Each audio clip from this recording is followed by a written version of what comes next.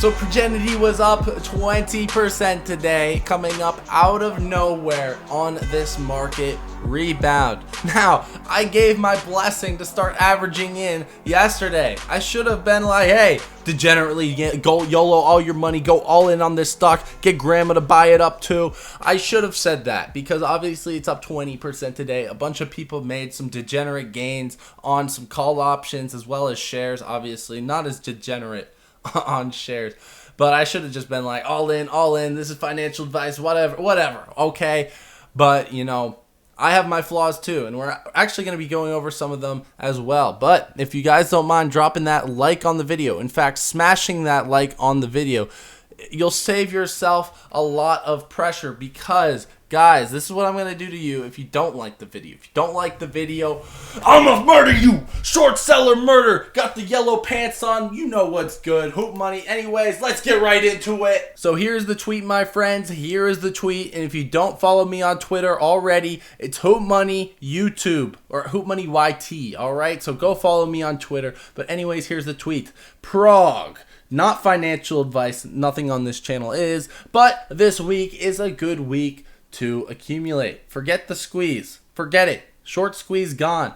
PROG isn't being shorted right now. All right, we can touch on this information in the later parts of this video, but Progenity is just not being shorted like it used to.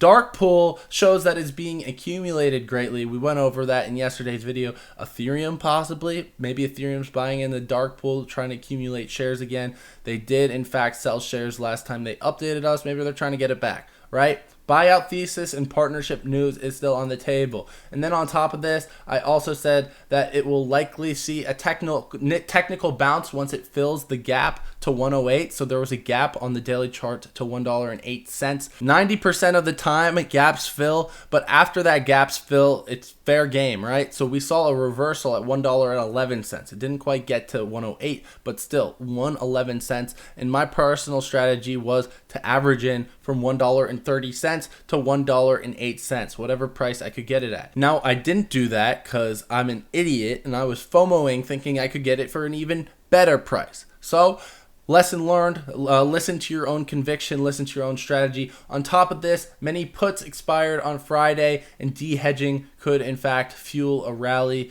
At 125, the downside risk is more limited. So right here yesterday, when the market saw its lows, Progenity was trading for $1.11, and I was literally right here on stream watching this barcode being like, hey, I could get it for even cheaper. I can get it for under $1. That's what I said. Even though my original conviction was to start loading up from anywhere from 130 all the way down to 108, I didn't do it. So, lesson learned. Anyways, I'd like to quickly thank the sponsor of today's video, which is Moomoo.com, a licensed FINRA SIPC brokerage. They're giving away up to $7,000 in free stock as long as you deposit $1 on their platform. The best deal in the entire stock market. Literally free money. Make it rain with Moomoo. Links are below, description or pinned comment section. They also have this wild card where you can get 3 free stocks valued up to $3,500 each. Total value of like $17,000 up to keyword there,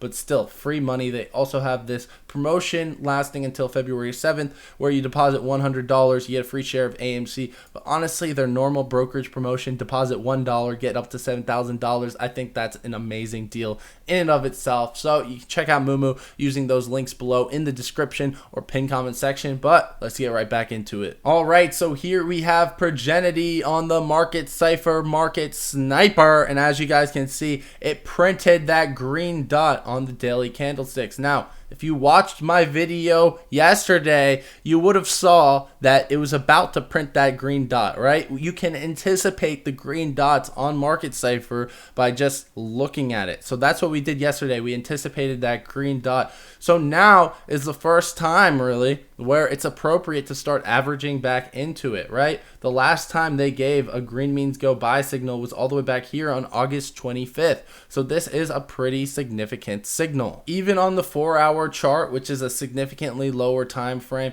it got a bunch of green dots. Last time after the 4th green dot it printed, it went up. We saw the same thing right here. The 4th green dot under this bearish money flow was the the green dot that worked the best. But we're also seeing here, even on this 4-hour chart, it is still a little oversold, meaning that this could potentially be a multi-day runner. Moving into the hourly chart, it gets a little bit worse. There is bullish divergence on the upside, which is solid, showing that we could potentially be forming an uptrend, but it definitely was a bit overbought once it reached this fib level of around 157 right here, and it sold off a little bit here in after hours, but it could still possibly be green tomorrow. They also got some additional patent news after the market closed, and this new patent was related to its single molecule detection assay platform. Over here you can see that there was tons of institutional accumulation ranging from about $2.34 per share up to $3.75 per share. Now, given a lot of these were in fact market indexes, so they were going to buy it regardless, right? Moving into the short interest data, again guys, it's not impressive. I think if we do trend upwards, it could get to a point where the short squeeze is back on the table.